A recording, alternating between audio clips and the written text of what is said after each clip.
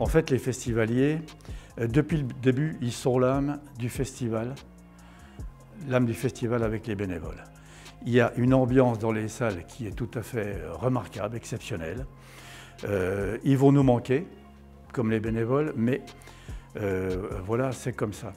Et on a eu l'impression déjà, au premier festival, en 1994, tout de suite les cinéphiles sont arrivés. On s'est dit, mais qu'est-ce qui se passe ?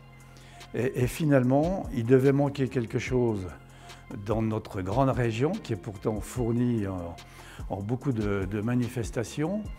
Mais le festival a créé des liens énormes parmi tous ces cinéphiles qui se retrouvent, qui font la fête. Et tout ça, c'est très, très sympa, ça crée une ambiance remarquable. Ils vont nous manquer, c'est évident.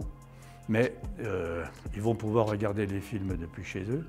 Ça aussi, c'est extrêmement important. Et puis, ils vont prendre des forces pour revenir nous voir l'année prochaine, fin janvier.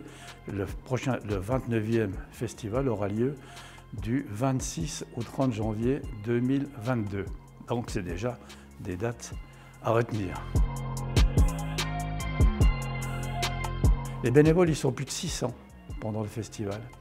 Plus de 600 sur place à travailler, sans se poser de questions. Si, ils s'en posent beaucoup. Ils s'en posent beaucoup pour que tout soit parfait, pour que l'accueil soit parfait. Alors on les trouve dans les salles, quelles que soient les salles, que ce soit les salles de cinéma, les salles d'exposition, le salon littéraire, les salles où il y a des animations avec les petits-enfants des écoles. On les trouve comme chauffeurs de taxi. Vous savez que l'année dernière, par exemple, ils ont fait près de 36 000 km, c'est quand même pas rien, en moins d'une semaine. On les trouve évidemment dans la logistique, puisqu'il faut préparer, tout ce qu'il faut préparer avant, faire suivre pendant et rentrer, enfin nettoyer et faire tout ce qu'il faut faire après. Et tout ça, c'est du bénévolat et c'est absolument extraordinaire. Des gens, une région très accueillante, ce qu'il faut dire. Et une région très accueillante, très dynamique au niveau de son industrie, au niveau de son commerce, au niveau... Gérardmer est une ville qui a la chance d'avoir beaucoup d'hôtels, restaurants de grande qualité. C'est une ville de villégiature depuis le début des années 1900. Et puis c'est une ville qui est aussi, très sportive.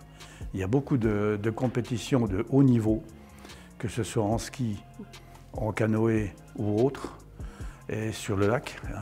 Et à partir de là, il y a beaucoup de visiteurs toute l'année, de tout pays, ce qui fait que c'est une ville accueillante où il fait bon vivre.